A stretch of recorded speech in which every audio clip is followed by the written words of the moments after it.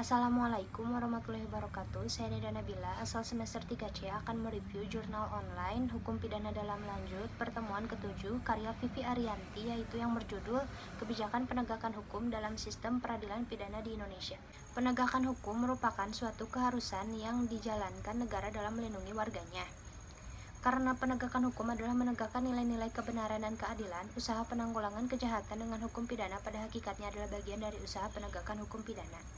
Penegakan hukum pidana diwujudkan melalui suatu kebijakan hukum yang merupakan bagian dari politik hukum nasional, hal yang melibatkan berbagai unsur dalam negara, mulai dari pembuat undang-undang, aparat penegak hukum, sampai warga negara. Penegakan hukum pidana bertujuan untuk menciptakan kedamaian dalam pergaulan hidup. Secara konsepsional, penegakan hukum menurut Surjono Sukanto adalah kegiatan menyerasikan hubungan nilai-nilai yang terjabarkan di dalam kaidah-kaidah yang mantap dan mengejawantahkan sikap tindak sebagai rangkaian penjabaran nilai tahap akhir untuk menciptakan, memelihara, dan mempertahankan kedamaian pergaulan hidup.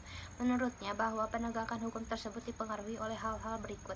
Yang pertama, faktor hukumnya sendiri. Yang kedua, faktor penegak hukum, yakni pihak-pihak yang membentuk maupun menerapkan hukum. Yang ketiga, faktor sarana atau fasilitas yang mendukung penegakan hukum. Dan yang keempat, faktor masyarakat, yakni lingkungan di mana hukum tersebut berlaku atau diterapkan. Yang kelima, faktor kebudayaan, yakni sebagai hasil karya, cipta, dan rasa yang didasarkan pada karsa manusia di dalam pergaulan hidup.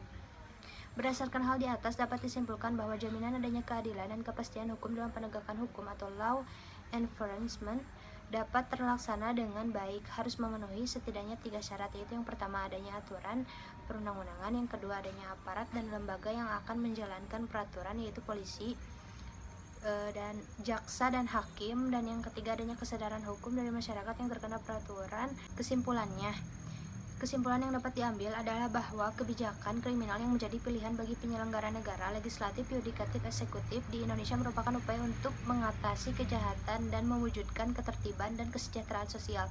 Kebijakan penegakan hukum pidana terhadap penanggulangan kejahatan dalam rangka pembaharuan hukum pidana di Indonesia dapat dimulai dengan pembentukan produk hukum yang tepat dan sesuai dengan perkembangan masyarakat dan perkembangan ilmu pengetahuan dan teknologi, misalnya aturan hukum pidana yang terkait dengan perkembangan teknologi informasi, internet, dan bentuk-bentuk transaksi ekonomi, yang melahirkan Undang-Undang Nomor 11 Tahun 2008 tentang informasi dan transaksi elektronik. Cukup sekian yang dapat saya sampaikan. Wassalamualaikum warahmatullahi wabarakatuh.